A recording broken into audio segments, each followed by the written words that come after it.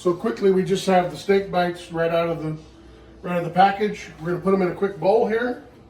Pretty simple. We're gonna do a couple different flavors, so we're not doing them all at once. But so I just drop them in a little bowl real quick.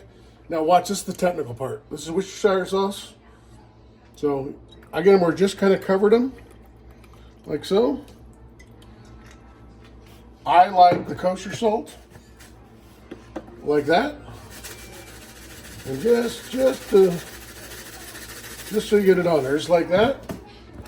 Then the finest Kirkland pepper on the planet. I like lots of pepper. I'm a pepper guy. So we coat them up like that. And then the finest garlic. We go like that. Then we take our fancy little spoon here. We just kind of work them around just real quick, like so. Just so they get kind of marinated.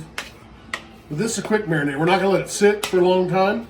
We're just gonna get it to where see how the sauce kind of makes in there and the juices just kind of get pulled into the meat.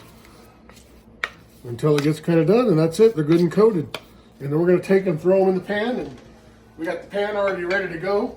I use beef tallow on the pan for just a little bit of oil. And then we come like this.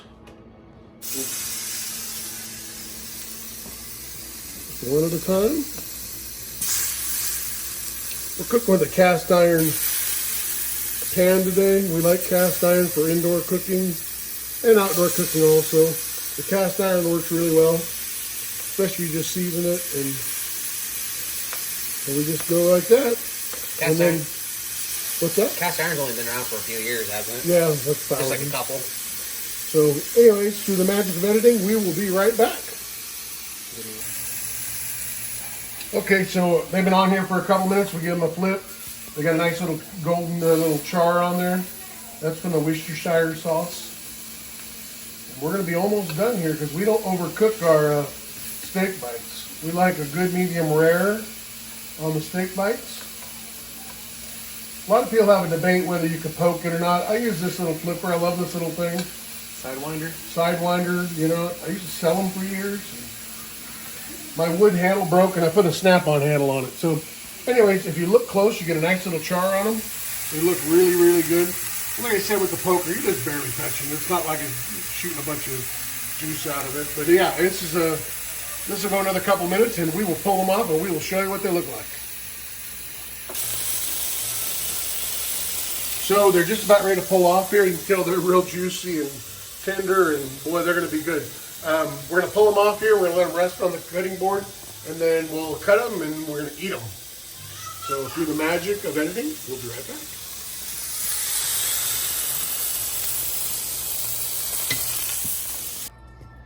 All right, we're ready to cut. So let's see how they turned out. Woo! Perfect. They look great. Okay, and they just kind of fall apart. They don't really cut. They just kind of, they're so tender, they just kind of go right through it. So those turned out amazing. So we're going to eat them. See you later. Well, okay, we have another seasoning tip we use. This is called my special blend.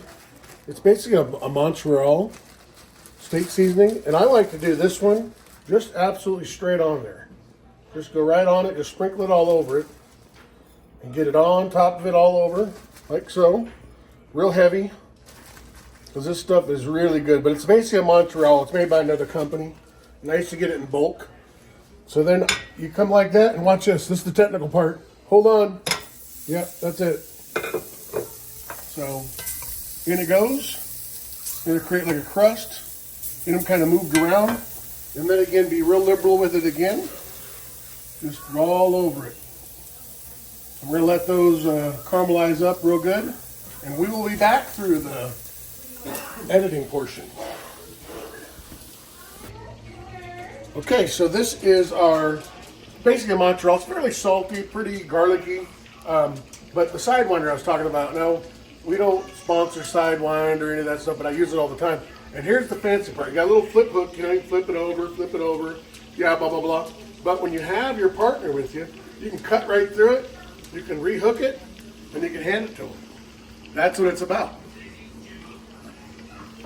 And we'll be back through editing.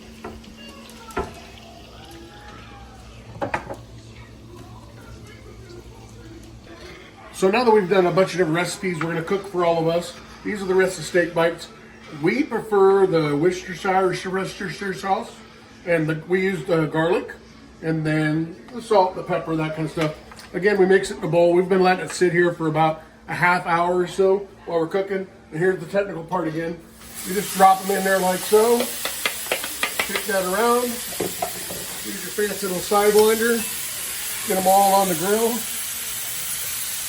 And listen to the sizzle. So we're going to get a few of them charred up real nice. And then at that point, we will eat them. And then Hunter over here is cooking a butter. He's reducing the butter right there. And we're going to pour on some of those, a little bit of a butter and some other seasonings he has in it. So stay tuned.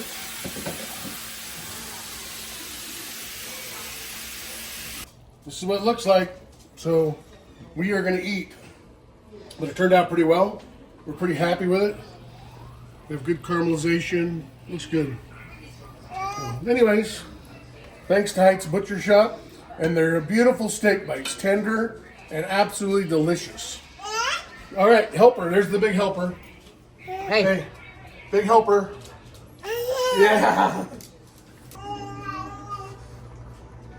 I got my knife. I got my fork. I'm out of here. See ya.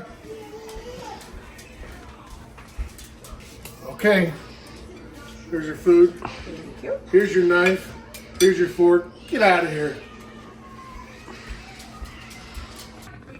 Here's your dinner. Here's your knife. Here's your fork. Get out of here. Okay, here's your dinner. Thank you. Here's your fork. Since you're a butcher, here's your butcher's knife. Get out of here. Thank you. Here's your dinner. Sweet. Here's your fork. Here's your big knife. Get out of here. Okay. Here's your dinner. Here's your fork. Get out of here. All right, Remy, here's your dinner. Here's your dinner. Hold it with both hands. Yep, and here's your fork. Get out of here.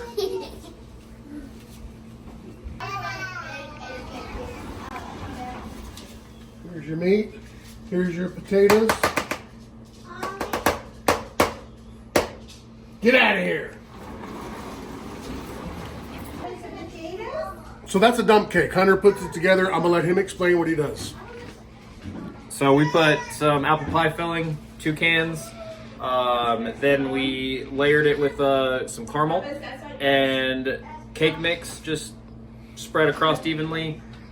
Cut 2 sticks of butter, layered some more caramel, goes in the oven, and about 45 minutes, it'll be done.